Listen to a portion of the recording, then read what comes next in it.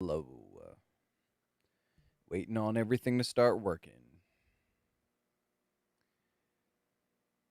Do do do do do do do do do do do do do do do do do do do. Okay, we are live. How's it going, everybody? I hope your day is going well. This title is not very likely to have a whole lot of people wanting to join. So I'm just going to go ahead and start talking.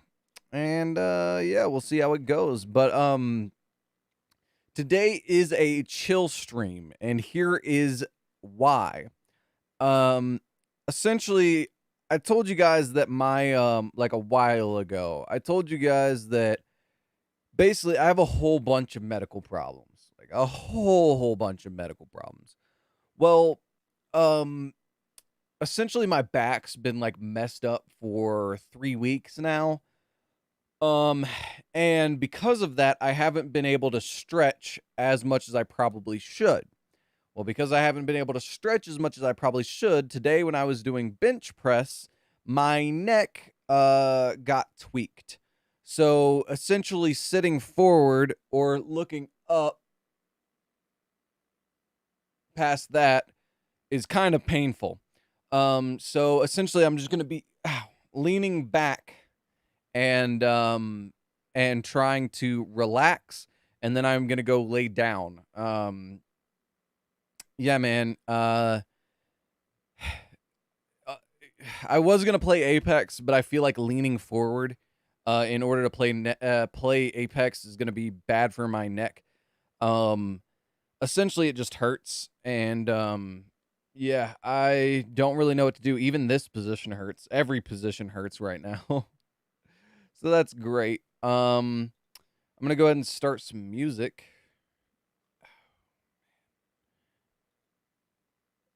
Yeah. All right. There's some music. But yeah, so today's just gonna be a chill stream. If nobody comes, I don't really have much to talk about. So yeah, I'm just gonna kind of be chilling and waiting for people to show up in the stream.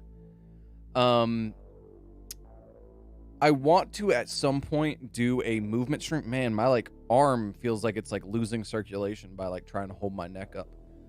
Um, I don't know. I feel like I need to like listen to something. I wonder if we'd get copyright striked like super hard if we listen to the Joe Rogan Experience or something like that, you know? I don't know. I just don't feel like listening to music, and I, I don't know, man. I don't know. Let's see. How do we search JRE Joe Rogan Experience? Here we go. Let's see. No idea who that is. Is an author of that. Okay, cool. Rhonda Patrick. That name sounds familiar. PhD in biochemical science and an expert in nutritional health. She is also the host of something. Let's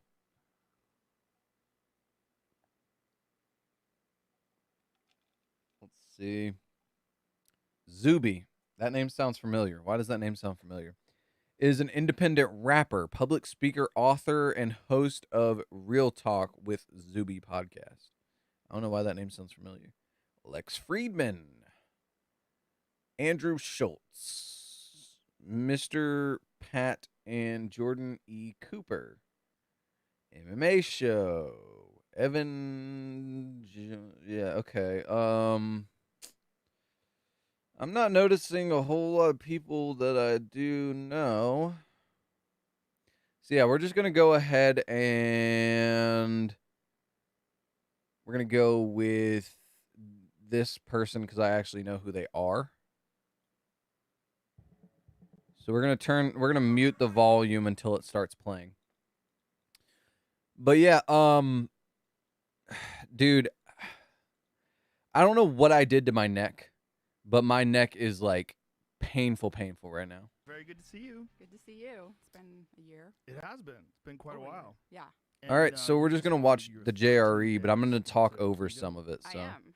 How you feeling? Well, let's start off with why did I even want to do keto? Why now? I mean, like Right. this has been Okay. so many years. That So it's she's been trendy. she's a lots of nutritional benefits, and it's like, she's a nutritional person and she's trying keto. Um I'm sorry to anybody who's like watching this. I'm gonna have to talk over a lot of it because in an attempt to avoid a copyright claim, so I'm gonna try and do transformative content, right? It's kind of the idea. Um, Thoughts on keto though? Keto, the principle behind keto is that you avoid certain foods that lower your natural production of ketones. Um, in your bloodstream and in your blood work. It is one of the few diets that you can actually get on and by your blood work be able to tell you're on a diet.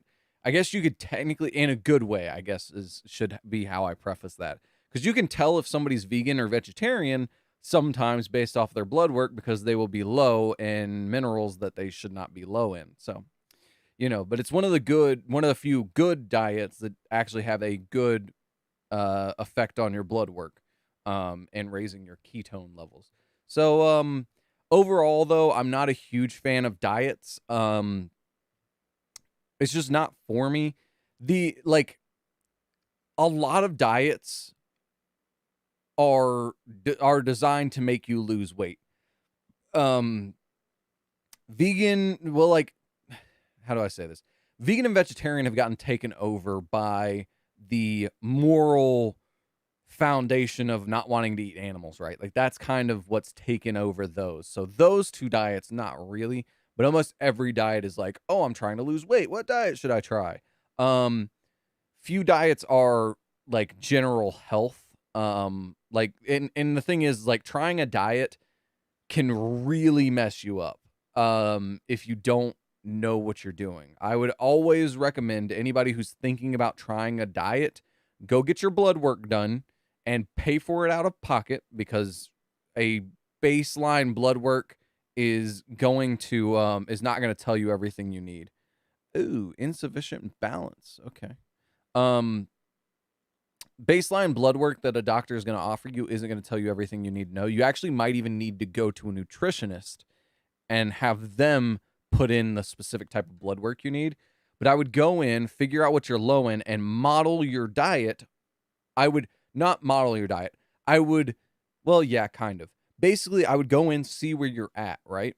On the blood work, and then ask the nutritionist, which you would generally need to go to, but basically, I would go ask the nutritionist then, what do I need to take out of my diet and what do I need to put into my diet that I am currently eating? What do I need to basically change about my diet to get me to a healthier level?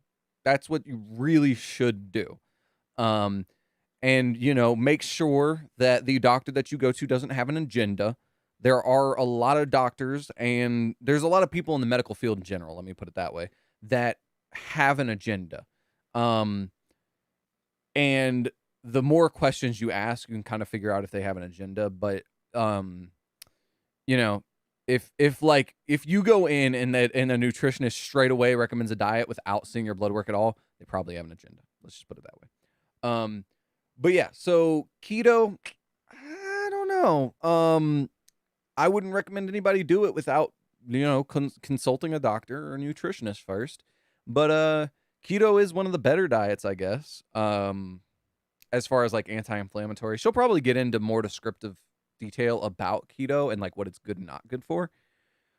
But yeah, personally, I would recommend everybody, if you can afford to, I would recommend everybody go into a nutritionist with blood work and figure out what you need to do to your diet. If you can A, afford the nutritionist, and B, afford the meal plan that they're going to recommend.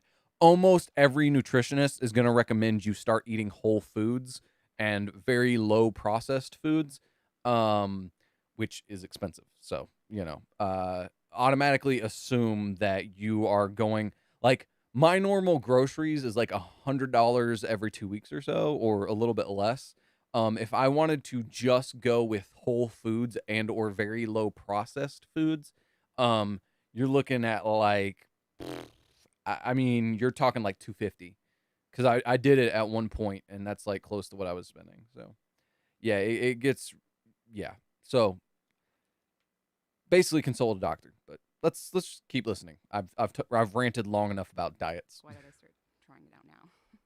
Well, I've noticed that when I am in a fasted state, so when I'm in ketosis, when I'm, burning fatty acids and making keto bodies and using them as energy, I'm like on top of my mental game. So right there, she says when I'm in ketosis, referencing that ketosis. I feel like that was like the way she said that, not necessarily the best way of saying that. You don't have to be fasted to have high ketones. Your diet can help that, but intermittent fasting when on a keto diet can be beneficial. So yeah, you don't have to fast to be on a keto diet, but it can help. So yeah. Yeah, I just feel like she made it sound like intermittent fasting and keto are the same thing when they're not. So just wanted to clarify a little bit there. So I've been doing, like, when I have any sort of like podcast interviews I'm doing or whatever, I'm always trying to do them fasted. Like, I'm fasted right now. And so I thought to myself, like, is this something that could be mimicked by a ketogenic diet? Like, it's very noticeable for me where I can stay focused. I have more endurance. So, like, I don't, like, crap out, like More couple hours. mental endurance. Mental endurance, Yeah. sorry, yeah. I'm not sure about how much of that is. Oh, man, it's been a long time. I guess I should say it's been a long time since I've done any amount of research on keto diet. I feel like the notable benefits are sometimes over exaggerated, and I feel like she might be over exaggerating them a little bit here. Like, obviously, so the idea would be like, obviously, if you don't want a sugar crash, don't eat a whole lot of sugar and nothing else, right? If you don't want to get drunk really fast, like if you want to avoid getting drunk, right? You would eat a big meal and then drink your alcohol. If you want to get drunk really fast, you would eat nothing and then drink alcohol, right? So I feel like a lot of this, oh, I feel mentally clear. Well, eating too much can obviously, like, everybody knows, like, food coma after a meal. Duh. The other thing is that your body breaks down carbs into sugar. A lot of the keto diet is cutting out carbs or not whole carbs or whatever, right? So obviously, if you're not having a sugar crash and you're not eating a whole lot and you're not bloated, because carbs are bad to make you get bloated as well, if you cut out all three of those things, obviously you're gonna feel better. But I feel like she's overhyping it a little bit, but I don't know, man. More mental endurance. So so I decided to try it out. As far as mental endurance, I would say mental clarity is probably good. Also, I should say too that your brain needs proteins and minerals, right? It's a tissue as well as functions on minerals and electrolytes and all that. So and you're going to get that from your diet. Your brain does, like, the immediate sugar rush, it does have an effect on your brain. So your brain does need a little bit of sugar and or carbs, but like obviously not as much as we eat in a Western diet. But yeah, mental endurance, I don't know. Mental clarity, I would agree with, but whatever. Oh, and I recently had a neuroscientist on the podcast, Dr. Mark Matston. Have you heard of him? No. He's like legendary. I mean, he's probably one of the most cited Ooh, let's see what we neuroscientists, get but from the he's clan boss most here. well known for his intermittent fasting studies, like the 5-2 intermittent fasting stuff came out of his lab. He's also sort of the father of hormesis and like Ooh, why let's go, a humans sacred shard. Let's go, boys. adapted to be in a stressful environment and how, all these stress response pathways that happen, as a response to that are beneficial. But anyways, so he was talking about like when you're in a fasted state, when you haven't eaten, how your nervous system has sort of evolved to become like more focused, more alert. And that's adaptive because if you can't find food, you have to be like alert in order to like eat or else you'll die. So so he's talking. That's true to an extent, but I want to say this too. Your mind is a very, very powerful thing.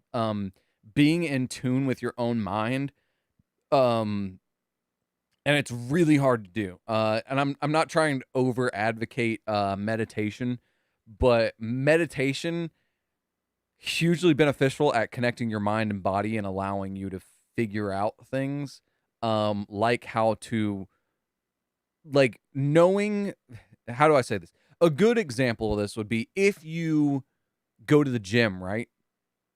And you've got a good mind body connection. Sometimes you can psych yourself up without saying anything, without thinking anything. You can just prepare your mind mentally for a lift and you will feel your adrenaline spike. You haven't started lifting anything, you haven't done anything. You just think about the lift and your adrenaline spikes up and you get gassed up, right? Things like that. So I feel like some of that you can force your mind to do without having to go on a diet to do it. The other thing is that only to an extent with intermittent fasting. At a certain point, you're going to become groggy. I mean, look at anybody who fasts for prolonged. I mean, it's intermittent fasting, so sure. Um, and the thing is, like, it's all individualized, right? If you certain people are going to need to fast longer to get that specific benefit that she's referencing than others. So I don't know, like fasting for that benefit that she's specifically referencing there, I'd rather just get my mind to do it by itself without having to change my diet to do it. But I don't know, man. If that's the way, if you aren't able to do that, maybe you got to resort to this. I don't know. Talking about like one of the main things that happens is this metabolic switch, is what he calls. But so you do switch from burning glucose, as a source of energy, to basically, fatty acids are immobilized from your adipose tissue and go to your liver, and you start to like oxidize them and use them from energy, and then you make something called ketone bodies as a This is what I was talking about earlier. Hydroxybutyrate, acetoacetate, and most people think about these. Well, this is an alternative source of energy.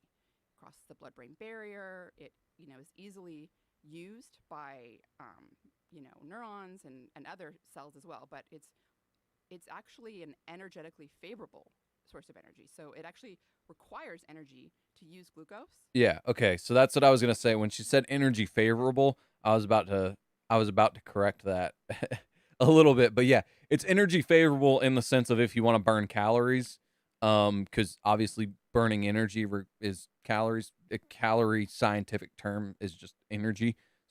So yeah, it is energy favorable if you're trying to burn calories. It's not if you're trying to like survive. Like here's like if you look at Africans, right? They're not trying to get on a diet. They're eating whatever they can, right? So it's not energy favorable from a survival standpoint, but it's energy favorable from a diet standpoint. As energy, to make energy from glucose requires energy. But beta hydroxybutyrate, that doesn't happen. Like it goes into the mitochondria and it's used without that energy requirement. So you can imagine. Explain how that works? Like you use energy to use glucose? Yeah. So glucose gets Yeah, broken because your body down has into to. something Yeah. called pyruvate, and pyruvate. So it takes energy to do that, and then pyruvate has to be transported into the mitochondria through a like active transport mechanism, and that requires energy to do that. Once it gets into the pyruvate gets into the mitochondria, it's then used through what's called the TCA cycle to make energy. Huh?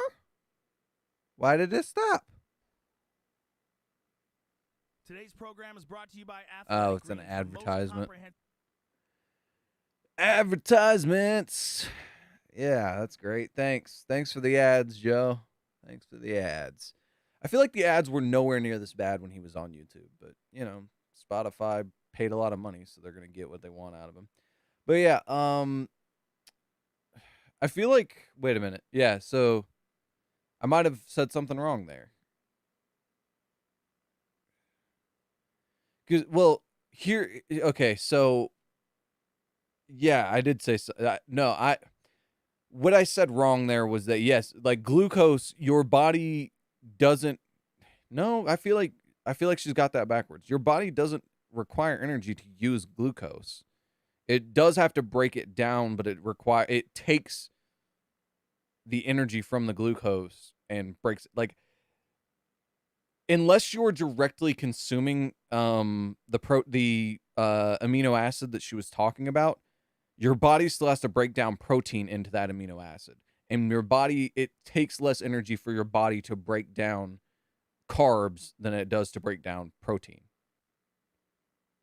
So I'm not trying to say, oh, I was right, but essentially, yeah, if you're not directly, the amino acids that she's referencing that your body directly uses for energy, that's part of why I say don't take a BCAA, don't take a protein, take an EAA because it has those amino acids in them. Yeah, if you're directly consuming that amino acid, yes, but your body still has to break protein down into the amino acids, so it requires energy. You know what I'm saying? And it's harder for your body to break down protein than it is for your body to break down carbs. I mean, think about it this way: if you just ate like a bunch of bread, right? Like a whole bunch of bread, you feel hungry again shortly after. Whereas if you eat like a 10-pound steak, it takes you a while because it takes your body a long time to break down that protein. Same with whey protein. There's a reason why people get stomach issues from consuming whey protein. It's because it takes a long time. Essentially, your body, it takes your body not takes your body 2 hours to break down protein, but essentially, your protein synthesis window is about 2 hours. So if you consume protein, it's not really effective to consume protein again for another 2 hours. So yeah, that's like the minimum. It can be more depending on you as an individual, obviously. So like, I don't know, man. I would say it's easier. It is easier for your body to break down carbs than it is to break down protein. So I don't know why she said it like that. I feel like that was a weird way for her to say that. But like I said, if you are directly consuming the amino acid, you're fine. I've been drinking Liquid Death long. Man, 2 ads back to back, man. 2 ads back to back.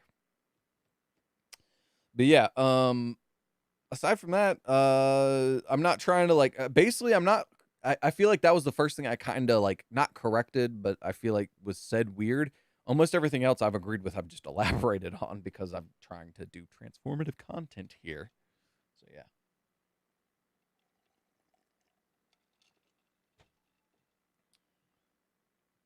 Oh yeah, found out one of the gym bros that I have hung out with before now is is not dating, but is trying to date a girl I was kind of interested in. So that sucks. And what's bad is that they were kind of acting all flirty, and I went up to talk to both of them, and the girl just decided today to add me on Instagram. So it's like, man, are you flirting with him or are you trying to flirt with me? Because you asked for my Instagram. I don't know what to make of that. So yeah, I don't know, man. It was just weird. But she did add me on Instagram, and not gonna lie, all of her pictures on Instagram look nothing like her. Like at all. Like do not look like her at all. They do if you like really know what you're looking for and if you scroll, but like her like main cover photo does not look like her at all. But don't get me wrong, like she's hot in person and her cover photo is really hot too, but it's like a different kind of hot, right? Like Instagram looks like she's trying to be a model and hot, whereas in real life she looks like a really, really hot, just normal girl. Like she doesn't look like a model, right? That's kind of what I mean. But yeah, I don't know. So I don't want to drive a wedge between. Ow, why does it hurts to scratch my head? Like, dude, I'm telling you, this neck thing freaking sucks, man. But yeah, I'm not trying to get in the way of like my gym bro. Because apparently he's trying to flirt with her. He hasn't slept with her yet, he said, and he's not sure if he wants to date her. So to me, it feels like he's wasting her time. Apparently, she just got out of a really serious relationship, and so did he. So that's kind of why they're not doing anything. But I kind of hope that he does date her because the immediate relationship after a breakup never works. Like if you're dating somebody for like a year and you break up with that person, the next person you date, almost guaranteed it is not going to work. Almost guaranteed. Unless it's been like you dated somebody, broke up with them, didn't date anybody for like 7 years, and then you date somebody again. There's a chance it might work, but it is very unlikely that the person you date after a breakup is going to be a long-term dating situation. Not impossible. It can happen, but it's very unlikely. Dude, is this like the 4th ad, dude? This is like the 4th ad on this video. This is ridiculous.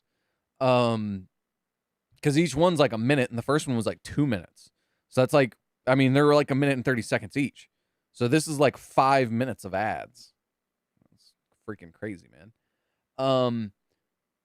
But yeah, so I kind of hope they do date and then break things off, and then I get my chance because there's a higher likelihood of it actually working out. You know, it's favorable. But she's very, very cute. But yeah, I don't know, man. I'm kind of the point where I want to date somebody for the long term. I want another long-term relationship. I don't want to just like fool around. And I don't think she wants to fool around either. That's part of the reason why I've been kind of trying to flirt with her. I don't think she wants to flirt. I don't think she wants to fool around either. Come on, pause. But I think, I don't know if she's necessarily ready for a relationship. I don't know. It's muted. And beta hydroxybutyrate can just Okay, do that. here, wait a second. Once it gets into the pyruvate gets into the mitochondria, it's then used through what's called the TCA cycle to make energy. Really? Bro, I got 10 seconds and there's another 2-minute ad. Bruh. Today's program is brought to you by What?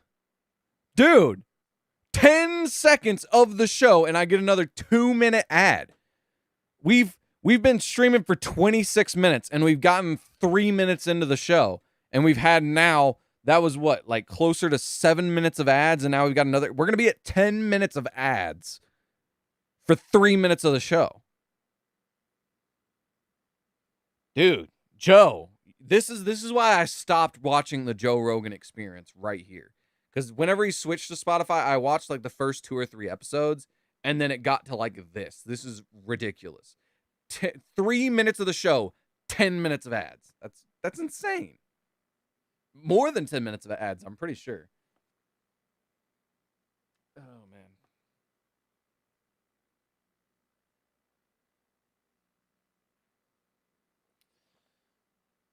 But yeah. Oh, man. This is ridiculous, bro. I guess I shouldn't have ever stopped talking because this is what we're waiting on right here. Like, what the heck, dude? Why so many ads, Joe? Why so many ads, bro? I mean, literally at this point, we're looking at like, if we get to 12 or if we get to like 13 minutes, we're looking at like, what? 3, 6, 9, and then 13. So if we get to 12 minutes, we'll be at 4 times the amount of time spent listening to ads than actual content. And I think we might be over that with the end of this commercial because the first one was like 3 minutes. This one was like 3 minutes. The other ones are a minute and a half. We had 3 of those. So that'd be 6, 7, 8, 9, 10, 11. I would say we're at 10 and a half. So if we get another ad after this, we'll be at 4 times the amount of time listening to ads than the actual show. That is ridiculous. It's almost unwatchable. I mean, think about it this way. What if you watched a TV show? You got to watch the first 3 minutes of the TV show, and then you spent the next 10 to 12 minutes watching advertisements. Who would do that? 10 minutes. It's supposed to be 10 minutes of show and 3 minutes of ads, not the other way around, which is what they're doing here. So yeah, I mean, if we get another ad after this, I want to watch this, but I'm not going to sit through 20 minutes of ads to watch 3 minutes of a show and then get another 3 minutes. Like, it's not worth it. So we'll see if at the end of this ad, if we can. And the thing is, you can't even skip it. See, you could skip by 15 seconds, but I'm afraid if I skip it, it'll definitely give me another ad. So I'm letting it play all the way through.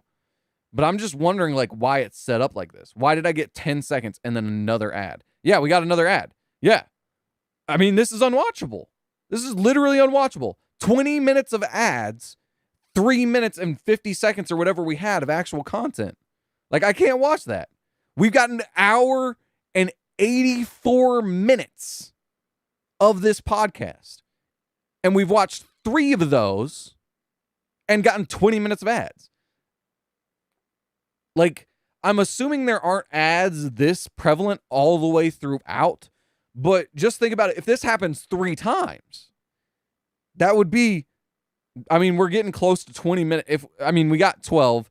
This is another 13, 14 minutes of ads, right? And that's assuming we don't get another one. That would put you at 45 minutes of commercials to watch an hour and 84-minute podcast or 184-minute podcast.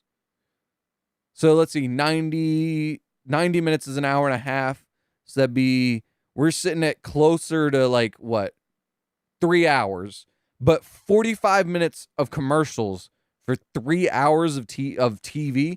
I think most people would think that's a bit insane. I don't know. I don't know. I don't watch long TV stuff like that, but that's ridiculous, man. 45 minutes worth of commercials. We'll see if we get another ad here. We didn't get another ad. Cool. We're not getting any audio either. Go in without like this active transport mechanism.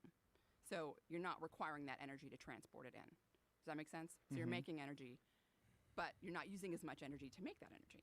So that's kind of like what, again, if you're directly we're consuming thinking about is this sort of metabolic switch that happens. And you can imagine most people never do that.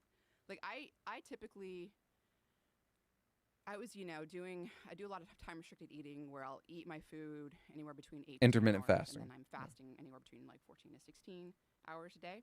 So essentially 14 to 16 hours a day. Keep in mind, most people sleep 8 hours a day. She might sleep more, but 8, 9, 10, 11, 12, 13, 14. So you're not eating for 6 hours out of the day. So essentially, just break that down. She's basically waking up, whatever time you wake up, not eating for 3 hours, and then not eating 3 hours before bed, which you really shouldn't be eating. I think it's 2 hours before bed anyways, just because of the chance of like upset stomach and like, all that kind of stuff. Apparently you're not supposed to eat 2 hours before bed is essentially one of the other things. So she's giving herself an extra hour there and then just not eating breakfast. It's really all she's doing. And that's what most people get accused of whenever they say, "Oh, I intermittent fast." Unless you're cutting it down to like, to me, true intermittent fasting means you're eating for like an hour every day, and then you're taking 23 hours off of eating. That's intermittent fasting, in my opinion. Maybe if you're eating for 4 hours at the most, like that'd be intermittent fasting. But people like this who do it for, oh, I don't eat for 14 hours. Yeah, I don't know. We'll see if she addresses it though. And in order to actually go into this metabolic switch, you have to deplete all of your glycogen levels in your liver and muscle. And that usually takes anywhere between 13 to 36 hours, depending on the person's carbohydrate intake, on their physical activity. And so, most people never get that metabolic switch. Most people are just constantly using glucose. And then when you're doing that, any fat that you're taking in gets stored as triglycerides in adipose tissue. So they're always in. Not necessarily. That's not necessarily true. Ultimately, that was a very, very loaded little sentence there. Let me break it down like this. Ultimately, the way your body, so she's correct in saying that ultimately the way your body puts on fat is from excess energy. Calories in versus calories out. If you're consuming more calories than you are burning, you will put on fat. Doesn't matter. Like, if you can eat 10,000 calories in 4 hours and you do that every day, it doesn't matter how much intermittent fasting you're doing, you're gonna get fat. That's just how that works. Doesn't matter what you're eating. Obviously, it's harder to eat 10,000 calories of spinach than it is of Twinkies, but you get what I'm saying. So kind of true and kind of not true. So all that to be said, you could never touch intermittent fasting. If you just eat 2,000 calories a day and you're burning 2,500 calories, you're going to burn fat because you're going to burn fat, and there's also a chance you're going to burn muscle fibers as well unless you're working out while doing this. Your body will retain the muscle fibers longer while extreme dieting if you work out because you're telling your body, I need the muscle. And so your body will try to not consume the muscle as much and try and consume the fat. So ultimately, the diet, the metabolic switch isn't the key factor there. If you're trying to lose weight, your calories are the main concern, not necessarily your diet. But and that's kind of what I was saying is that a lot of these diets, the reason why they're diets designed to lose weight and not diets to do anything else, unless it's a moral thing for vegans and a keto thing trying to raise your ketones.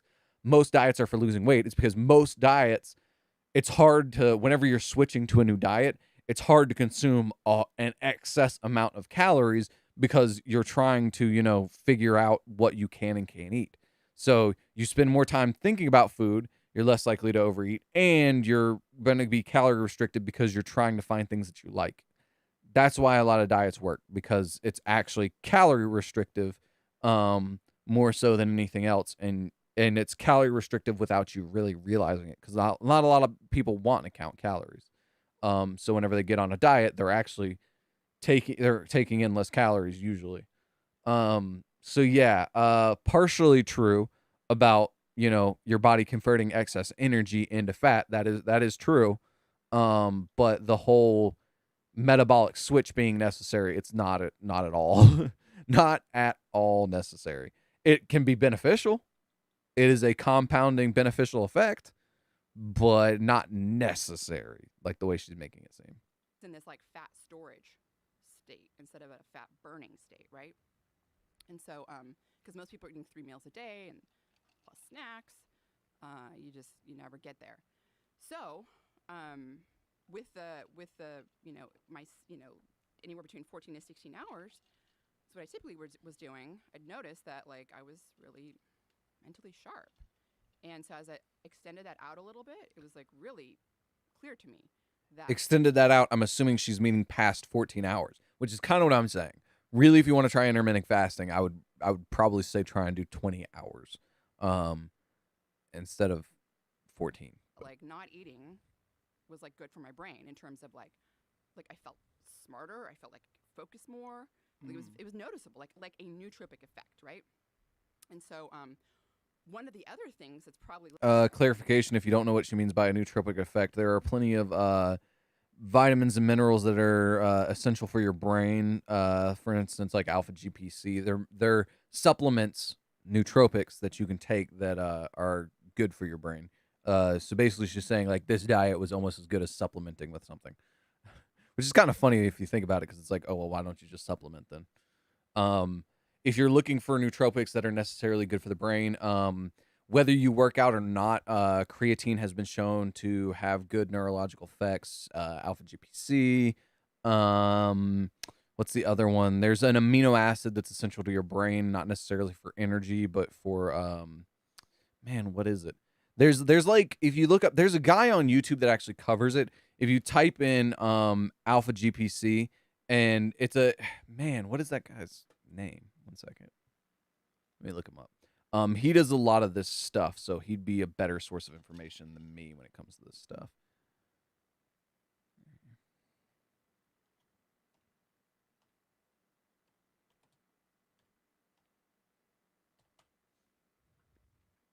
This guy, I think this is the guy, yeah. The Nootropic Reviewer, yeah, right here. This guy. Better source of information than me. But yeah, he does all different kinds of stuff. Let me pause that. Videos, let's see what. Hey, what's up, Huss? How's it going? But yeah, so he does all different types of nootropics, so that's what I would recommend. Huss, you came right in the middle of me talking about, essentially what I'm doing is it's a chill stream. I hurt my neck in the gym, so I'm not really able to, even this is kind of painful. But I'm not really able to move too much. And so essentially, instead of like leaning forward trying to play Apex Legends, I've been playing Raid Shadow Legends and watching the Joe Rogan Experience and basically ranting about things that this lady says. That's essentially what's going on here. So feel free to stick around or not if you wanna, if that interests you. But yeah, essentially, if you want to rewind, you can. But lady talking about how her diet, it almost feels like she was on a nootropic from her diet because it was that beneficial. And then I was like, well, if it's almost as good as being on a nootropic, why not just stick to your regular diet and take a nootropic? Which led me to referencing this guy. He is a YouTuber who does all types of things talking about nootropics. And basically I was like, yeah, just stick to your normal diet and take some of the supplements that this guy talks about. But yeah. So yeah. Well, I'm gonna stick around since I have nothing to do. All right, for sure. This lady is apparently all about like nutritional science, so I would think she would be a little bit more descriptive. Basically, there's a lot of things.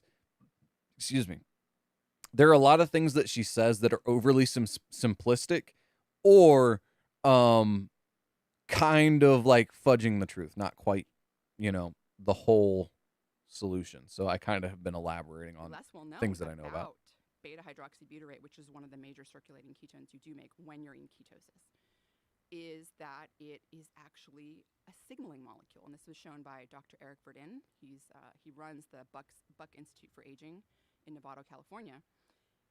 He showed back when he was at UCSF that beta hydroxybutyrate activates many different genes, one of them including brain-derived neurotrophic factor, BDNF, which I know we've talked about before on the podcast, but that's something that is critical for, forming new synapses and for learning and memory. I mean, there's all sorts of things that it does, but beta hydroxybutyrate is activating that. Like, it's not just. But here's my question: beta hydroxybutyrate. Here's my question: can you buy it in supplement form? Do you have to go to the diet to get those? Let's see.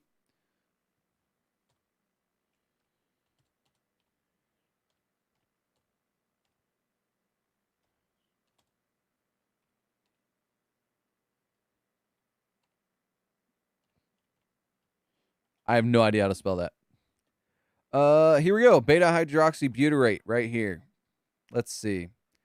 Can you buy it in supplement form? It does appear that you can. So you don't. Again, this is my main thing for it. If you can, yeah.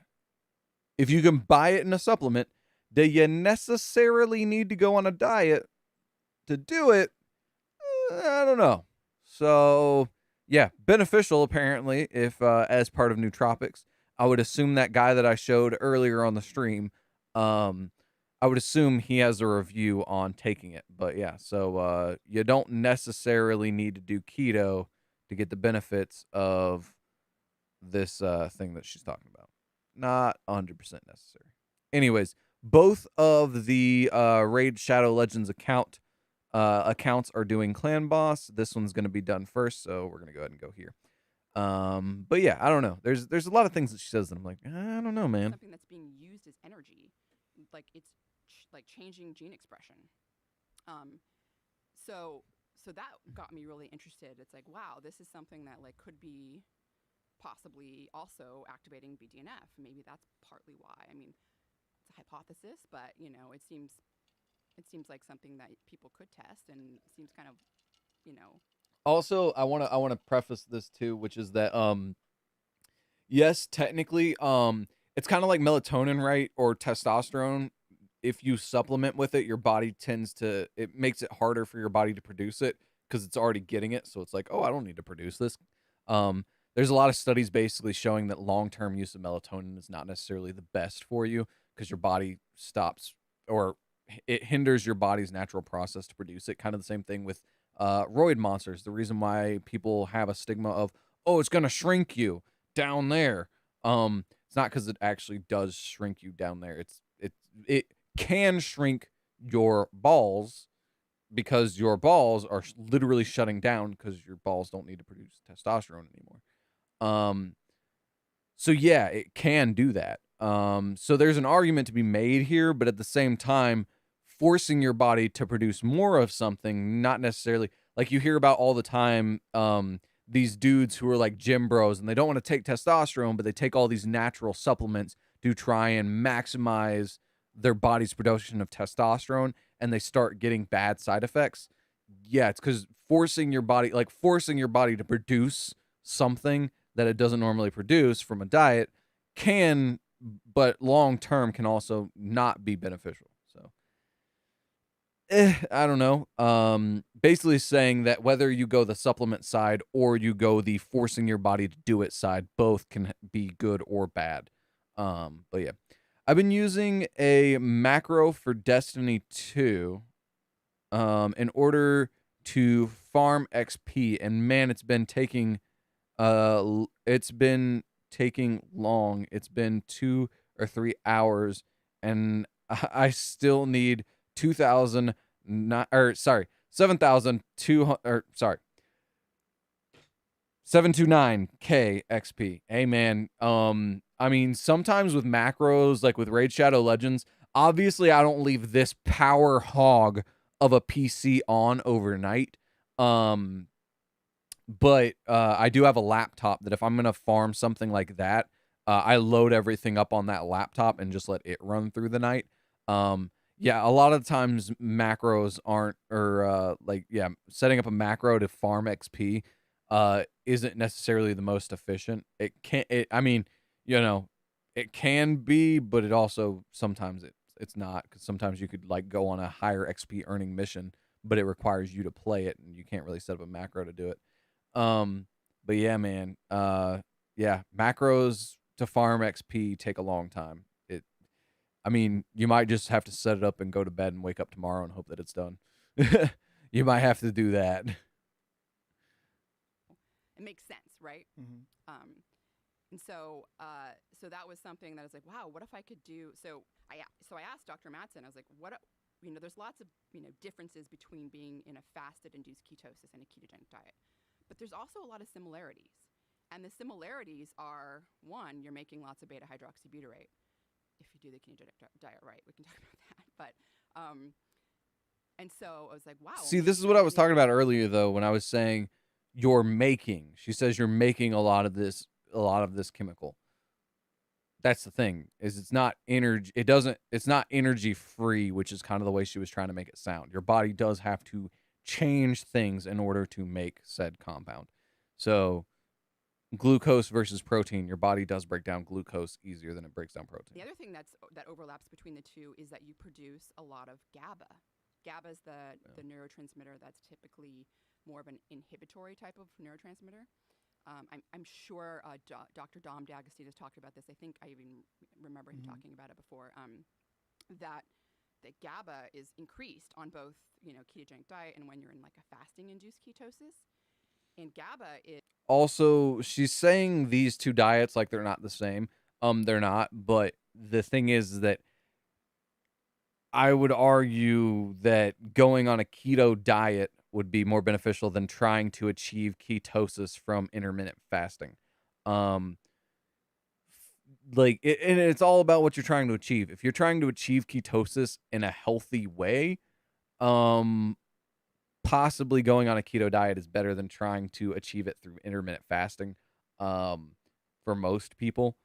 But I mean, to each their own. If you've got it, like I was saying about the supplement versus diet thing, you got to do what you got to do, right? So if you need the benefits offered by this and you can't switch diets and you just want to go to intermittent fasting to try and do it, I mean, I guess it works, but that at least that's what she's arguing. But I don't know.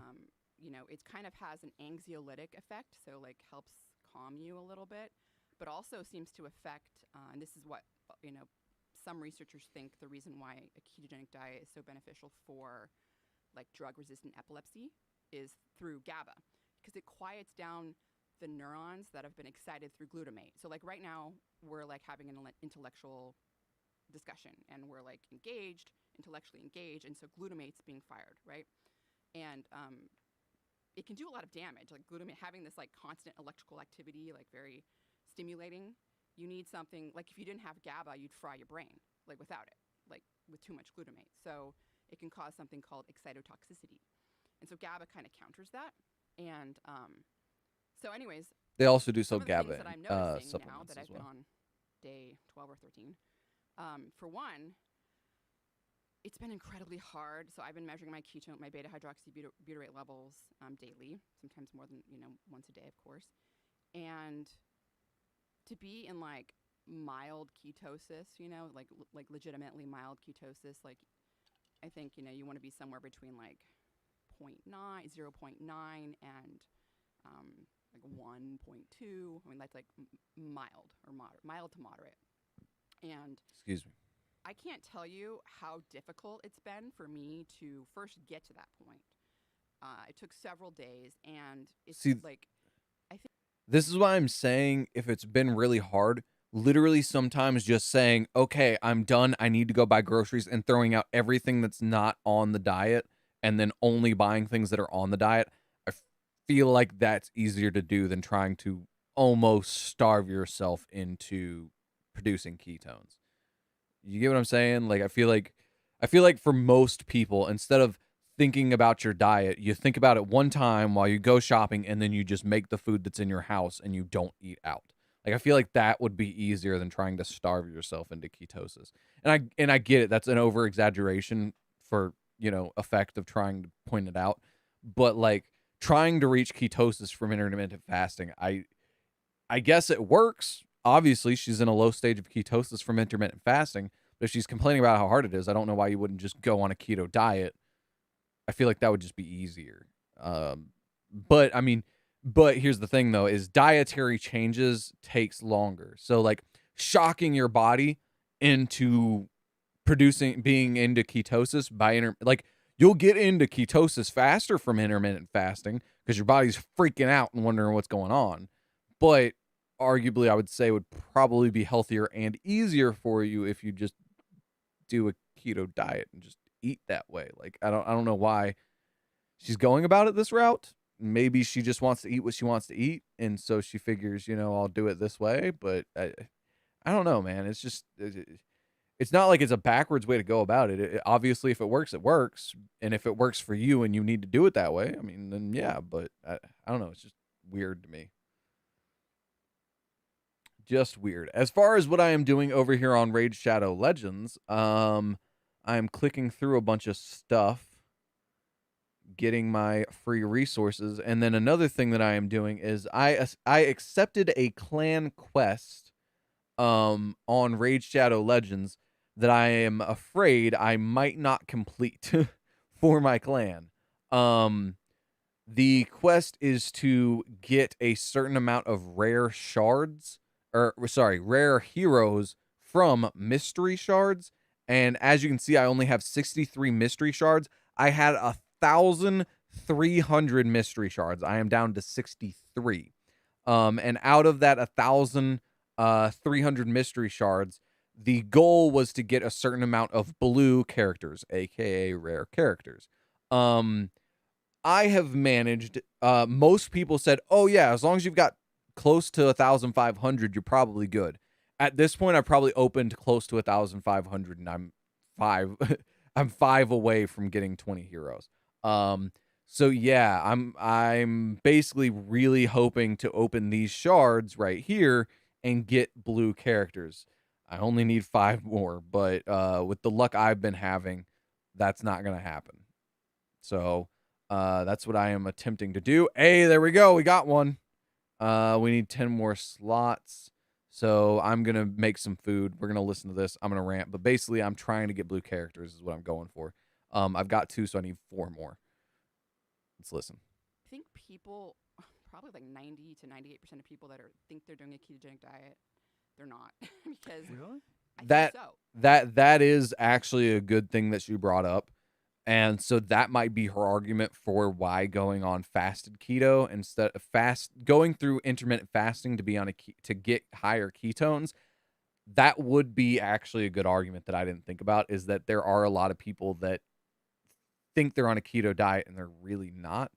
So I guess that's her argument. But at the same time, she knows a lot about nutrition, hopefully more than I do, because she's on the Joe Rogan Experience for talking about nutrition. So I would think if anybody can actually be on a keto diet, it would be her. But I don't know. Apparently she wants to do it through intermittent fasting and not keto. I don't understand, but maybe she'll elaborate more. Oh, yes, because it's not just enough to do carb restriction, and like you need a lot of fat. Like you need, especially in the beginning, like Yep. if your body, like me. So I've always, for the most part, Avocado, my diet fatty has meats. been Yep. what you would call paleo-ish. I would, like I would have my protein and vegetables, and I generally speaking avoid like the refined stuff, refined carbohydrates, refined sugars. Right. This is what I was talking about earlier, not eating highly processed foods. But I do eat whole foods. vegetables, which are carbohydrates, and I also eat some fruits. Um, Not all vegetables are carbs, but a lot of them are. and Most so of them. my body's used to like metabolizing the glucose and doing that whole pathway. We were talking about like from carbohydrates, and the fat that I'm getting mostly probably is being stored, honestly, as triglycerides. But it takes a while for your body to switch to that. And And I was this surprised is how what I long. was saying earlier. She's just reiterating the same thing I was saying. This is kind of why I feel bad about talking over some of this stuff, cuz like I was saying, she's elaborating on what I said earlier when I feel like it was kind of necessary to elaborate on it when she brought it up, which is that yeah, the diet's going to be the slower way to get yourself into ketosis. But I personally feel like it'd be the safer route for most people as long as you're actually following a ketogenic diet.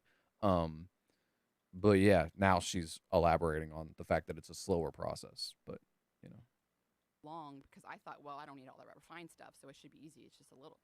Like, it has been a huge challenge. And you read about all these foods that are like, okay, vegetables that are keto friendly, like cauliflower or Brussels sprouts or a little bit of spinach, or like I will eat like just a little bit of sauteed spinach, and it'll take me, I will be in like 1.2 millimolar, and it'll take me down to like point 0.7.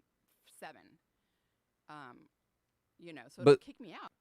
that's the thing though is yeah, it'll kick her out of ketosis because she's barely in ketosis from this intermittent fasting. That's my only problem with it. Hey, we got another rare. We only need what? 3 more? 2 more? 2 more? 3 more. We only need a few more. I can go check. But if we get 3 more, then we'll definitely be there. But yeah, I mean, I feel like a little bit of spinach wouldn't get you out of keto if you were like well into keto, not just barely in keto. Like I don't know. It's just weird, but hey. Oh, just a little bit of something. And if I'm not eating enough fat, like I can't even like get. So I finally was able to now like doing like butter in my coffee, and I'm just Ugh. like trying to get like olive oil on everything. Butter. So butter in the coffee. I guess they do make unsalted butter. So sure, but I feel like that'd be like a gross little like fatty film on the top of your coffee. I don't know about that. MCT oil in my coffee, and just like lots and lots of Oh, MCT oil. Yeah, really good for keto. fat. When I started doing that, I was able to get up to like 2.2 millimolar, which is like good ketosis. Eh, And decent and enough. then like I like I came here. I don't know if I'd traveling say was really good hard. ketosis, but I ordered some, like I had a steak, and then it was some kind of cauliflower mash with like cheese and bacon, and that kicked me down to like 0.4. Like I was so upset. Check my So it's just the cauliflower, or is just the it? carbohydrate and the lack of not having as much oil. I think like so like I have the protein, so you can convert. So the thing, I mean, like, she there said are she what's ate. called So she said she ate fatty steak and bacon though. So how that wouldn't be enough fat? I mean, unless she's eating like turkey bacon and the fatty steak really wasn't a fatty steak. But again, if she's on Joe Rogan podcast for nutrition, I would think she would know what is and is not a fatty cut of steak. So I don't know how that would kick her. Again, she's barely in ketosis, so that might be why. But like, I don't see how you're getting kicked out of ketosis unless again she's like eating turkey bacon, which you would think she would know not to do that. I would think that would be enough fat to not to balance out the carbs that she ate, but I don't know, man. It's just weird. glucogenic amino acids, and those can be converted into glucose. Your body has a way. You need glucose. Like you can't like This is what I was saying red earlier. blood cells don't have mitochondria. The only source of energy they can use is from glucose. Yep, Your brain, you do need it. Your astrocytes and their supporting cells in your brain are mostly glycolytic. They mostly use glucose. This is all what I was saying earlier. This is the bad thing. This is why I need to stop talking over this lady as I actively talk over this lady, is that like half the things I said before she is now saying, where I feel like I guess it would be too wordy if she did it the way I'm doing it, but there's a lot of things that I said earlier that now she's referencing, which is that yeah, your body does need glucose. It does. But I just think it's funny because I was like saying that earlier and I was like, she's not saying this. And then now she says it and I'm like, I don't know. I feel like you needed to have elaborated on that earlier. Like people that don't know anything about diet, I feel like they could get misled by this easily, but I don't know. Glucose. You need glucose. So your body has mechanisms to make it. You can make it from these gluconeogenic amino acids, which are in protein, or you can make it from glycerol, which is like the background of a triglyceride. But I think once you become adapted, and this is something that I know like Dr. D'Agostino has talked about a lot, where he's got more of like a modified ketogenic diet. He's been in it for like years. He's like done a ketogenic diet for like years. And like he can eat something that it's like a lot more like you can have the protein and the like keto friendly carbohydrates like the leafy greens. See, this is what I'm talking about. And it's not because he's been in ketosis for years. It's because he's in a higher level of ketosis than she is. That's why, not because he's been in it for so long. Again, she's just reiterating basically my point. That are not like super carb. And it won't kick him out. Yeah, he seems, because he's like adapted. But again, I don't think he's adapted. I think he's just in a higher level of ketosis than she is. Like she's talking about being in 2 point something. I mean, he might, who knows how far into ketosis he could be. I mean, I don't want to say this, but I feel like I need to.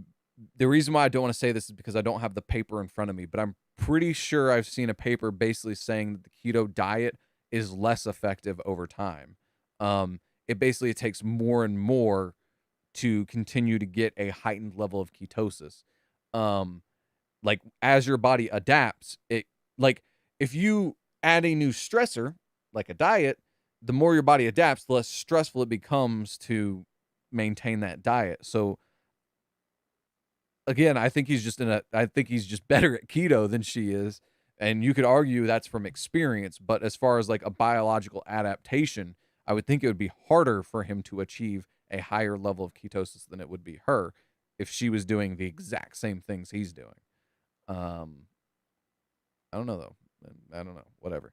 I haven't had an intimate conversation about the structure of her life and his life, so I wouldn't be able to say. But I don't know, man. You read all these recipes. I don't know. Going online, I'm trying to do keto recipes and all this, and it's like none of them work. None of them work. All the stuff that you like find in the store that says keto on it, totally not. Like not all the stuff, but there is a lot of it that says like keto. Here's the thing. If it says on the package, if you're trying to do keto and it says on the package keto friendly, it's not keto.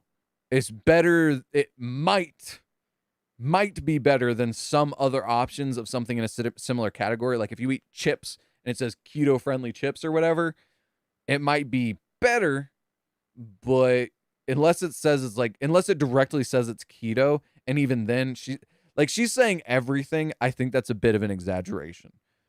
A lot of it, sure, but everything, I don't know. Really? Oh yeah, because they have too much carbohydrates and not enough fat.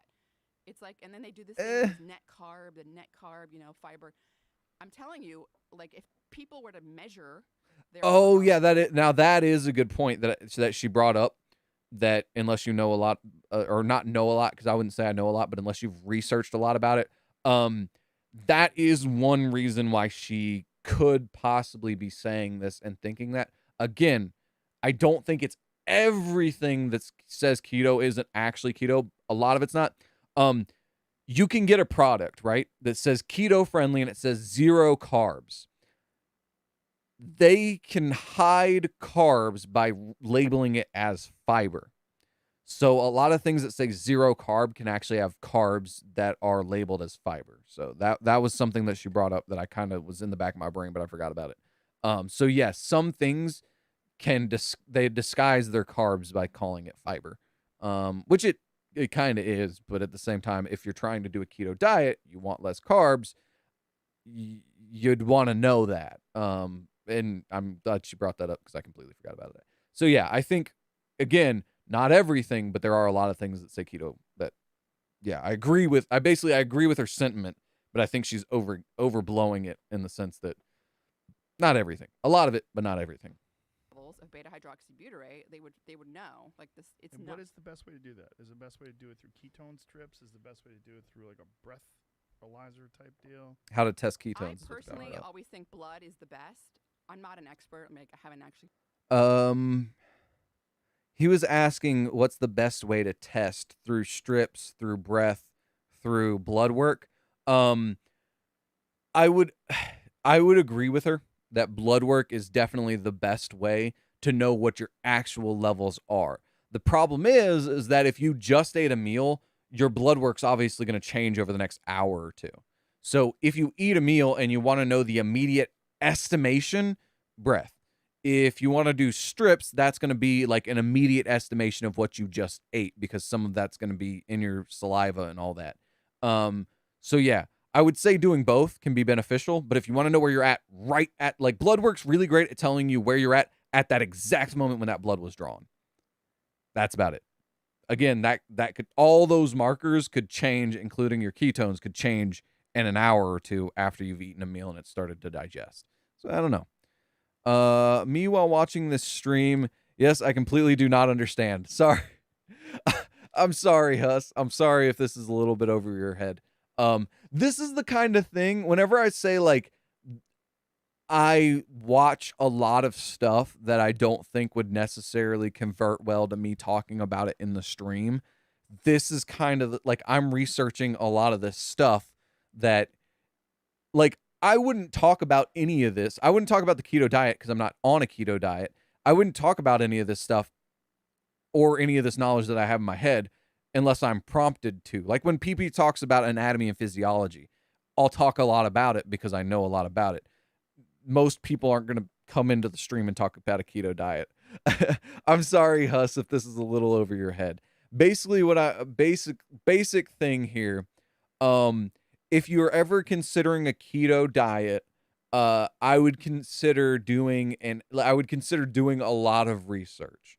That's the summary here. And not necessarily trusting somebody who claims to be an expert, because even her expertise, she references other people that are more of an expert than her. Basically, become a well-rounded individual. If you want to try something like a diet, I would do a ton of research and get information from a ton of different sources. Essentially is what I'm kind of trying to advocate for here. I'm sorry this is all over your head, man. I'm sure it's not all over your head, but I'm sure there might be a little bit that is, and I'm sorry about that. Done a deep dive on all the different methods. Personally, I like if you're measuring glucose, for example, like blood is more accurate than like interstitial fluid area. Like, so I like to use this. It's fine, all right. Precision extra that you can get, and you can get these ketone strips. And they're actually a lot cheaper than they were like a few years ago. They used to be really expensive. And I do that.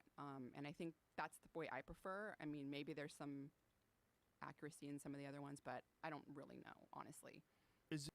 So that I hate to say it like this, but that shocks me that she doesn't know enough about that. I mean, I guess she is. I think she's supposed to be more of is a PhD biochemical scientist. So she knows a lot about biochemicals. It would be weird that she wouldn't know that like blood would be really accurate for the second you take the blood. Those strips and all that stuff that tests other than blood is going to be a more immediately accurate, like it's going to be a more accurate representation that you can estimate what it's going to be like later. Hey, what's up? Happy Monday, homie. Much love always, man. Hey, how's it going? I see you changed your profile picture. Is that you or is that somebody else? White hoodie with a beard going on. See that? But yeah, it's just weird to me that she doesn't know that's she's supposed to be a PhD in biochemical. I would think she would be well versed in the knowledge of what is the most accurate way to test those things. But maybe it's just one of those things. Like, I guess it makes sense. Like, if you're trying to test something right, you just don't question the way. Like, if you're told, hey, run this through this test, you're not questioning the test. You're questioning the results, right? That's what you're curious about. You're not really curious about the testing method, right? Like, if you're taking the SAT or the ACT, you're worried about, for us Americans, you're worried about how that's going to affect your placement getting into college, not necessarily whether it was the SAT or the ACT or which one you'd score higher on, because the SAT and ACT are fundamentally different in what parts of knowledge it tests you in, right? So I guess, but at the same time, it's still, if she's a PhD, I would think she would know more about that. But Is there I don't know. any benefit to using exogenous ketones? So, Ooh, okay, Joe, getting at it. This is what I was talking about earlier when I was mentioning the fact that, yeah, you could supplement with these things. Now again, she's probably gonna not like the idea of supplementing with these ketones. And there's a reason why. Similar to like what I've talked about before with EAAs and BCAAs. And this is, I'm probably talking over what she's getting ready to say, but basically, it's gonna be less effective, and it's probably going to be a little bit expensive.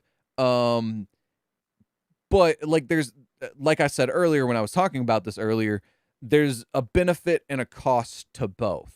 Doing it from a diet / starvation to get to ketones versus supplementing, there's room for both. She, by going on this keto diet and not supplementing with them, I'm assuming she's going to be, this is what I was talking about. Whenever you go into a nutritionist, you want to see if they've got a bias towards recommending something. She's probably going to have a bias towards saying don't do supplements, but we'll see what she says. Just see what she says. I'll tell you what I think the benefit is. It's probably not something you're going to expect. So I've tried exogenous ketones many times, beta hydroxybutyrate ester. The salts, like I'm sure like Dr. D'Agostino has talked about that as well. Like they don't work as well, like in terms of like actually raising you up to a millimolar level in terms of. So what is the difference in the actual name of the? I wish she would have elaborated on that. They usually don't work well because it's kind of like think about it like this way. If you've got how do I say this in a way that people would understand it easier? If you've got a receptor, right, and it receives a molecule, right? And let's just pretend you have thousands of these receptors, right? If they're all full of this thing and you want this thing over here to be what it's receiving, obviously if it's full, if all the receptors are full, you're not going to get the benefit. That's kind of the thing with supplements, is that if you're supplementing with more than you have receptors for, and or if it's a dual receptor, if it's a receptor for multiple things, not cutting something out can reduce effectiveness, or over supplementing can reduce its effectiveness. And the thing about ketones is that if you don't change your diet at least a little bit, supplementation will work, but as she's saying, it'll be less effective. And that's kind of what I was saying, is that it's, and there's benefits to both. There's benefits to both, but there might, if you want the most out of your supplements, you probably do want to change your diet a little bit. But if you're going to change your diet, why not go ahead? It's complicated, but essentially it can work. You just need to do your research. The supplements, like the salts will be like a salty powder thing that you like add, and the ketone ester will be a liquid. Okay. It'll be a liquid. And so the liquid is more effective than the salts. Oh, salts are not very effective. Liquid would be more effective. Okay, both have the problem of being supplements. Liquid will be more effective for immediate response.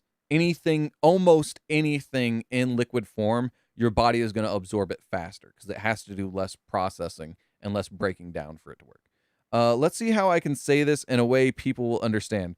Klepper, was that towards me? No, I was saying, I mean, yes and no. No, in the sense that if you're having problems understanding it, I'm assuming almost everybody, and other than people that have already done research, I'm assuming if one person has a question, there's probably more than one person. Like, think about it this way, right? That one kid in class, you ever had that one dumb kid in class who's just always asking questions?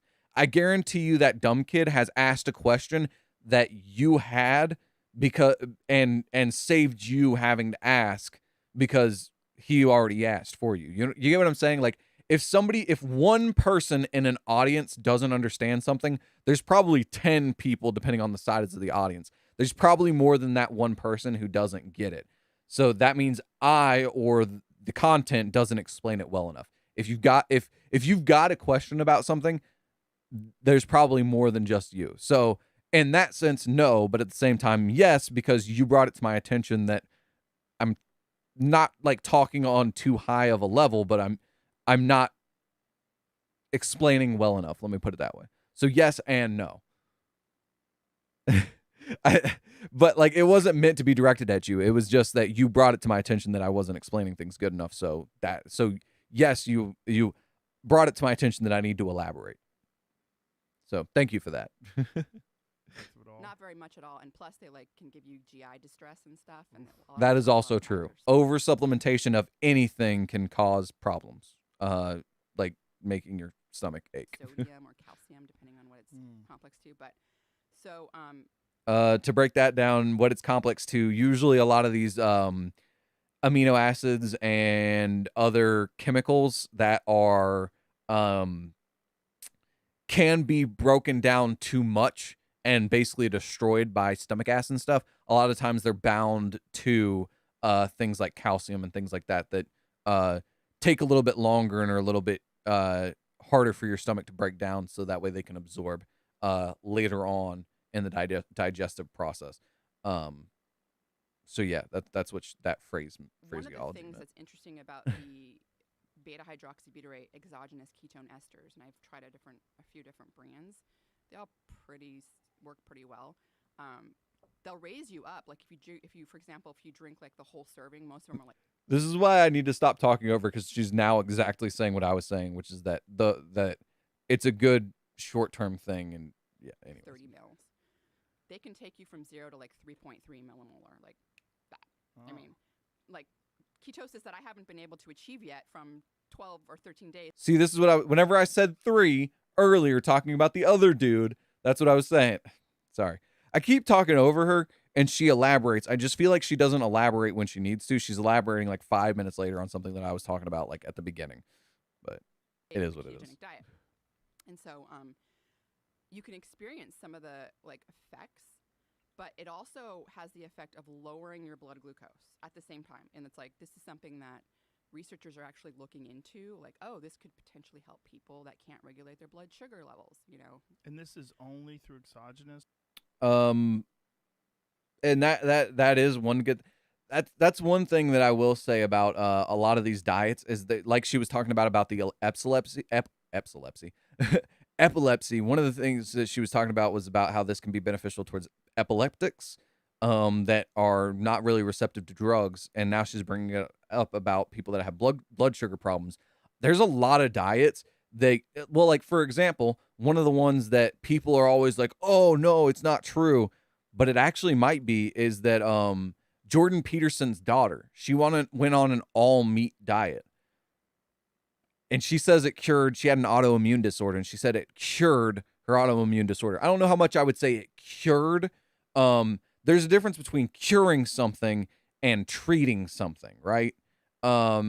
Treating something means that, oh, you don't show symptoms anymore. Like AIDS, right? We can treat AIDS. We can't cure AIDS. You will have AIDS for the rest of your life. You just are treated to a point where you can't transfer it anymore to other people, and you don't have any bad side effects. It's not cured, it's treated.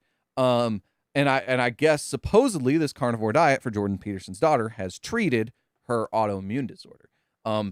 Basically what I'm saying is, if you've got any like chronic problems, like blood sugar problems, like epilepsy, like an autoimmune disorder, diet can really change a lot of things. But again, that's part of the reason though why I say anybody who's wanting to get on a diet, I would consult with a nutritionist who is wickedly smart before getting on any type of diet, because it can screw you up or save your life. But, you know, I don't know, man. Diet. This is, whenever I say that I don't like recommending diet advice, whenever people ask me stuff in the gym, this is wise, because it is vastly complicated. There is no way for me to recommend a diet to anyone unless I know like everything about you. I mean, let's put it this way. I don't even recommend a diet for myself because it is just that complicated. I can't even calculate all the risk factors and all the nutrients that are needed and all that stuff by myself. I would go pay somebody to do that. So yeah, like, and that's part of the, like, I've talked to people in the gym because I'm fairly knowledgeable on a lot of stuff when it comes to the gym, because I was planning on being a physical therapist after all. There's a lot of people that ask me questions in the gym, and like I'll recommend exercises all day. I'll recommend stretches all day. If you have a question about those kinds of things. But whenever it comes to diet and people are talking about like dieting and stuff, I'm like, bro, the question you're asking me is a multi-layered answer that is vastly overly complicated. Even for me to be able to give you an answer, I don't want to answer that because I can't give you a good enough answer. So yeah. Anyways, long-winded tangent over. Let's get back to the me not blabbering my mouth off. This is yeah. Ketones, The, the esters. the exogenous ketone esters. Yes, I have So not it lowers your blood glucose dramatically. Wow. But the problem with that is they're very short-lived. They're very transient. So like every time I've done it, like they wear off like 2 hours max. 2 hours max. The problem is your blood glucose is also dramatically lower, and if you don't eat, if you don't like replenish that, like you can crash hard. Like you can crash hard because you have no beta hydroxybutyrate around as the energy source. Now, whereas you're in ketosis, actual ketosis, your blood sugar levels are lower, but you're making beta hydroxybutyrate, right? Would there be a benefit to do that? Like, say, if you were going to do something that was like mentally taxing, if you're going to take a test or something like that, would there be a benefit in taking exogenous ketones? So I used to kind of use them that way, but again, if you don't, it's short-lived. And Would you take it with some sort of glucose? I used to take it with carbohydrates, yeah. Like fruit. All good advice so far. Oatmeal or fruit, exactly. I'm trying to make this transformative, but so far, like basically that whole section there, I mean, nothing wrong with that. Yeah, I agree with everything they said. But even that, like, you know, your blood glucose will peak, and then 2 hours later, it's going to go back down. So you need to like keep that source going. And I noticed that like several times. It was like, oh, Basically, the solution here would be, like I was talking about, how I was talking about your protein has like at most 5 times a day separated by about 2 hours for protein synthesis.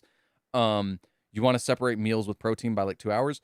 Kind of the same thing here. If you're going to supplement with some of these things, a lot of them will usually recommend take it like 5 times a day.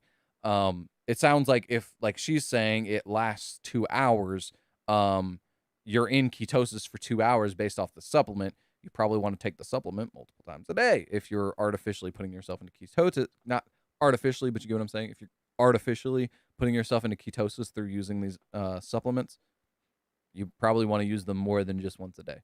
I don't know if she's going to recommend that because it sounds like she's not really a fan of the supplemented ketosis. oh, this is good for really the peak of it was like an hour. And is there, when you take these... The peak of it was like an hour. Doesn't mean that's the total duration of the effect. That just means like the time she's feeling a result, I guess.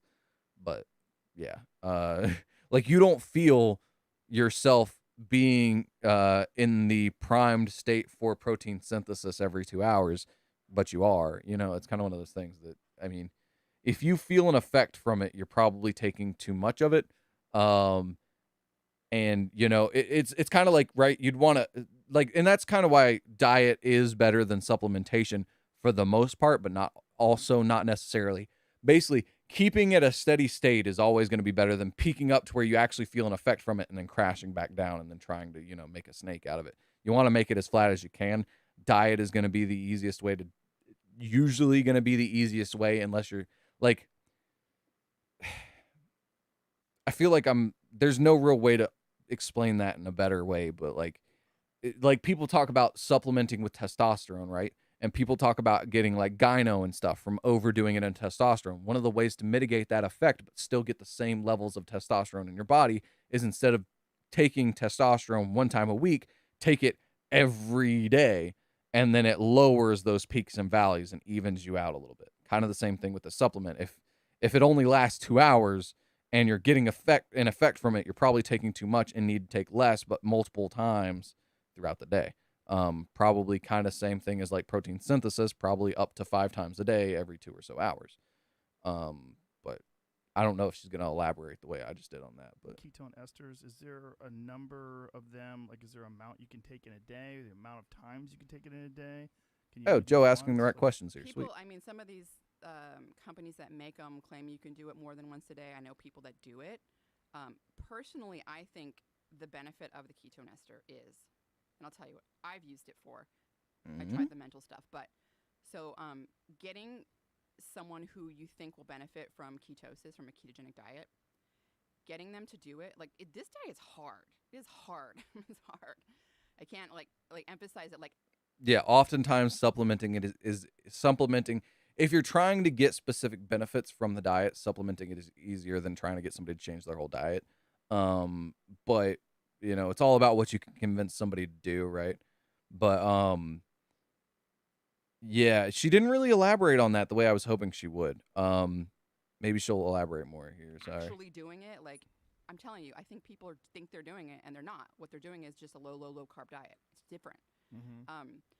Anyways, so like convincing someone to do it is difficult, like very difficult. And so if you give them the exogenous ketone ester, they can experience, oh, I would feel this way. I would feel this way more often if I could, first of all, initially do the ketone. Again, I think if you're taking it to a point where you feel that it's kind of like caffeine, right? When you've reached a steady state of caffeine intake, you don't feel jittery, you just feel awake, right? Like you just feel slightly more awake. Whereas if you overdo it on caffeine, you feel it. That's kind of what I think she's doing. Is I think she's taking too much, all spiked at once. Like I don't think, I think she's not supplement and the weird thing is she's a PhD with this stuff, so you'd think she would know that. But if you're like, but that is a good way to get people hooked on keto. I will admit, is if you can give, like, it's kind of like the same thing with caffeine, right? The first time you ever had caffeine in your life, you were probably like bouncing off the wall, and that made you want to have caffeine more often. But kind of like caffeine, you don't want to like caffeine. You take a lot, eventually you get used to that level, and then anything less than that isn't enough. I don't necessarily think that would work with keto supplements, but yeah, I mean, I don't know. I think she's spiking too much Ketone there, diet. basically. So I did this with my mom.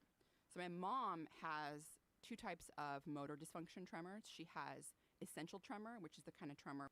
See, this is what I'm saying. Dude, diets, man. She's saying that it's helping with her mom's tremors. Dude, I'm telling you, diets can fix a lot of things, man. Where like, you kind of just shake like when you're doing something or grabbing like a, some spoon or whatever. And then she has orthostatic tremor, which is like tremors like where if she stands still, like her legs shake really fast. So she can walk fine, but if she's standing, it's really hard. So she has to like not stand, she has to sit or walk or move. And with all the research on the effects of ketogenic diets on epilepsy, and then there's also some data, and Dr. Mattson talked about this with me because he actually worked with the late Richard Beach on this, who was like the guy who invented the ketone ester. They're showing that it helps with like Parkinson's disease in animal models, Alzheimer's disease, like interesting. Something that's a little different than motor dysfunction. But so I wanted to give her this ketone ester to say, look, the ketogenic diet may be beneficial for you. Let's see. And it absolutely helped, mostly with her essential tremor. But she noticed a little bit of an effect with orthostatic. Now, of course, there's always the placebo. You can't placebo this. It tastes like shit. Like, you can't. I mean, maybe you could, but it's hard to come up with the placebo. So here's the thing. Her saying you can't placebo this, you can, because obviously somebody, like, you can if you're placeboing somebody in an unethical way, right? Like with lab studies, you're not like with lab studies, right? A lot of the times you just bring somebody into the lab, you give them the drug or whatever you're going to give them, and then they leave. They don't talk to anybody else who's in the study other than doctors who are like, what is it? Like moderating the study or whatever, right? So they wouldn't know, like if you gave one group a placebo that tastes like cherries and the other group the actual ketones that taste terrible, the two groups ideally are never going to talk to each other, so it doesn't really matter. And the other thing is that ultimately in the scientific study, neither one of them, the group that has the stuff that tastes terrible doesn't know if the terrible tasting one is the placebo or not. So even if they do talk, they're not going to know if the good tasting one or the bad tasting one is the actual thing, because 9 times out of 10, they don't even know why they've been selected. A lot of the times for these randomized clinical studies, you fill out a form and there's like, list all the things that are wrong with you. And you've got like 50 things wrong with you. You've been picked for one of those things. You don't know what. So that's part of the way that works. And so like you were selected to that. You don't know what the thing you're taking is supposed to fix. You just say whether or not you feel better in a certain way or not. And you don't know whether or not you've got a placebo. Basically what I'm saying is that trying to placebo somebody, you can placebo somebody if they've never tried it before. If you giving your mom a glass of water with like, lemonade in it, she wouldn't know whether or not that has the ketones in it. Now, if a week later you give her the lemonade first and it helps, then you know it was placebo. And then if a week later you give her the actual ketones and it helps more, then you know that there's more of a beneficial effect, but there was a certain level of placebo. Like her saying that you can't placebo it because it tastes bad. They don't know what they're supposed to be tasting is essentially the long-winded thing of what I'm trying to say. So I don't know why she would say that. Like they don't know what it's supposed to taste like. Like she would know because she's obviously buying it and trying to do this. But your mom that you're just giving it to doesn't know what it's supposed to taste like. Unless you've complained about it a lot to her.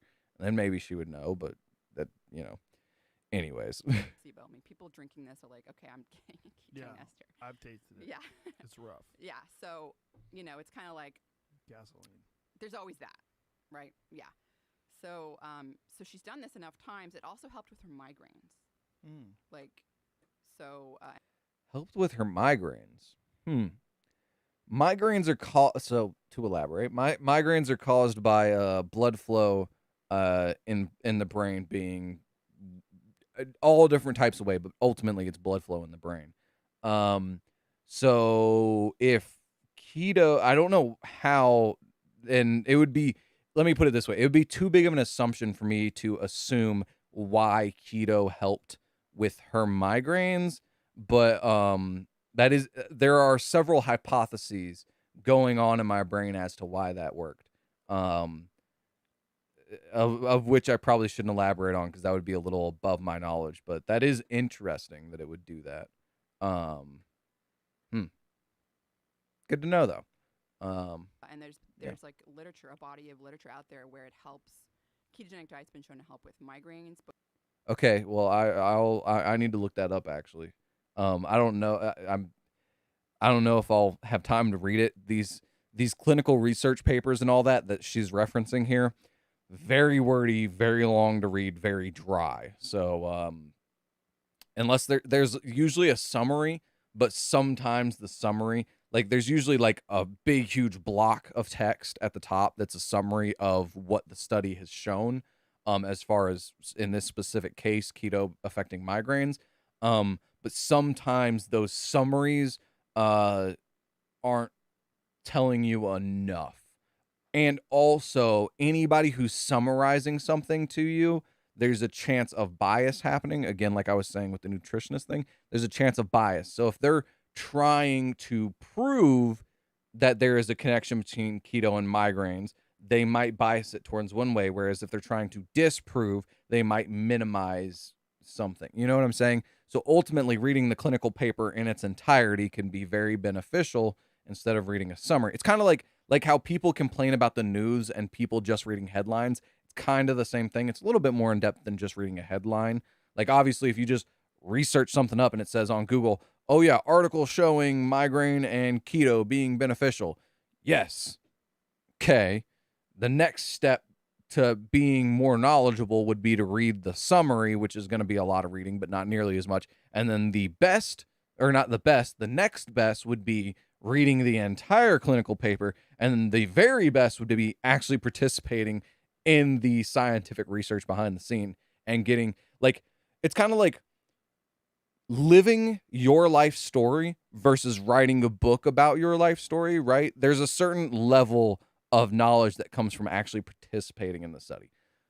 essentially what I'm saying is that I would like to look into this, but I don't know if I have enough time to dedicate to reading a whole very dry scientific paper about this. But there are several things that go through my mind. So I might look it up and read the headline and see if it does confirm what I think is going on there. But I would not want to put that out, because I wouldn't want to be putting out information that I would just be essentially theorizing about. Anyways, long-winded tangent over. Both prevention and treatment. And then there's like one study showing ketone ester can help with migraines as well. I mean, they're like not like the best done, you know. I mean, there's no placebo and all that, so you have to like take it with a grain of salt. But she's now been on the ketogenic diet with me. She says that like And, placebos are everything. She's They are having beneficial, but they're darn not time everything. Getting into ketosis too, like, and she's not doing the butter and the coffee and like all the like. Kind of like I'm what just I was really- saying there when I was saying that like they don't know what they're being. If it was set up good enough, one of the good enough things would be like, oh yeah, I have 15 things wrong with me. One of those things is migraines. They don't know that they're being selected for the migraines. If you put them on this and they're like, oh yeah, I feel like my migraines have gotten better and my arthritis has gotten better. The arthritis thing is probably more of a placebo. Well, possibly more of a placebo. And the people saying their migraines got better is what you're actually looking for, right? So you don't have to have a placebo. Like, she's making a big deal about a placebo. You don't have to have a placebo. As long as they don't know what they're being selected for, that in general would be good enough. But I haven't looked into these papers nearly as much as she has, obviously. But I don't know. She's just really harping on this placebo thing, really trying to get which as means therefore I am too, as well, because that's what she's talking about. much fat as I can. How is she doing it? Well, she's been eating the same meals. So like, and she's a person that was like refined carbs, woohoo, you know, like, I mean, she's like someone that I've had to work hard on to get her to stop drinking sugar sweetened beverages. You know, like, she thinks it fixes her migraine and Coca-Cola? yeah, She would say it fixes her migraines? yeah, it does. Like, Does it? according to her, I mean, So why she could think Coke is helping her with her migraines. Migraines can be caused by all different types of things. I gotta go, see ya. All right, for sure, Huss. So why she could feel like Coke helps her with her migraines is because there are specific causes of migraines that can be lessened from caffeine, and or if it's diet related, a blood sugar thing. If blood sugar is leading to her migraines, that spike in sugar might make her feel better. And or it could just be a placebo. She likes Coke, and so whenever she's enjoying something, she's not thinking about her migraine. So could be placebo, could be the caffeine, or it could be the sugar, the immediate access to sugar. Those two things, depending on what specifically, and this is kind of why like diet is so hard to nail down, is that unless you know exactly, which you usually can't figure out unless you do trial and error, unless you know exactly what's causing the migraine, you don't know. And, you know, so maybe the Coke could be lessening her migraine symptoms because of certain reasons, or it could just be a placebo. There's no way to know for sure. So that's ultimately what I'm trying to say here. Like, for me, for instance, I got migraines back in the day. I went through about 6 months of cutting things out of my diet over and over and over again. There were basically, whenever I went in and had migraines, right? The doctor said, here's a list of 30 things. We're going to go through the first 5. You're going to cut all these out of your diet. We're going to come back and we'll meet again. Okay, next time. That didn't work. We're going to try the next 5 things. We're going to try the next 5 things. We're going to try the next 5 things. Eventually, whenever we're like, oh, my migraines are lessened. Okay, now we're going to implement back in one of those 5 things. Then 2 of those 5 things. Then 3 of those 5 things. And then whenever it comes back, you're like, okay, let's cut that back out. Then we're going to implement the other thing. And essentially, you want to cut all those things out through trial and error and figure out what one thing it was. For me, for instance, it was phenethylamine, which is a chemical often found in chewing gum and is a flavor preservative. That was what was causing my migraines. Again, that is a very long, drawn-out process that is very annoying to do unless you're really serious about curing the problem. But again, you'd have to know you have a problem to want to cure it. So I don't know, man. That's why I'm saying, like, diet, man. It's crazy. Just literally not chewing gum. I basically, like, I was having a migraine like every month. Just cutting out chewing gum has made it to where I very rarely have a migraine. So something literally as simple as that. You don't need to go on a keto diet to cut out your migraines. Maybe just stop chewing gum. Could literally be that simple. So I don't know, man. That's why diet is like, it's really hard whenever people ask for diet advice. I'm like, bro, it is so massively complicated that, like, yeah, I would not want to recommend diet to anybody. Like, even recommending recipes for people to cook, I'm like, bruh, I don't know, man. But yeah, so Huss, I'll see you, man. I already said it earlier, but on that note, we have gone past by like 40 minutes. It's sad. I turned 20 minutes of watching the Joe Rogan Experience into an hour and 40 minutes of me talking about nutrition stuff. But yeah, I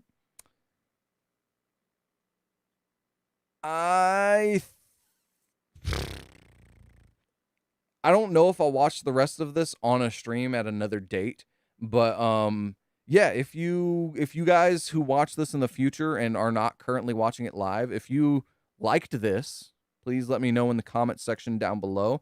I would like to finish this podcast on stream, but seeing as how we got like what is this, like a 10th of the way through, I don't think you guys want to watch 10 hour and 40-minute streams about this. So yeah. If you liked it though, let me know. I could do this again later, but yeah, I'll see you guys in the next one. I'm gonna go ahead and close this now because I'm gonna be done listening to this, just in case you guys want to see more of this on stream. I don't want to listen to anything off of stream. So yeah, on that note, we're gonna end it there. I will see you guys on the next live stream. I hope your guys' day, evening, night, whatever is coming up for the rest of the day for you, I hope it goes well. I hope you sleep well. I hope you have a wonderful rest of the day. I'll see you guys on the next live stream, Monday through Friday, 3 p.m. Eastern Standard Time. I hope I'm feeling better by tomorrow. I hope everyone is feeling better by tomorrow. See you guys on the next one.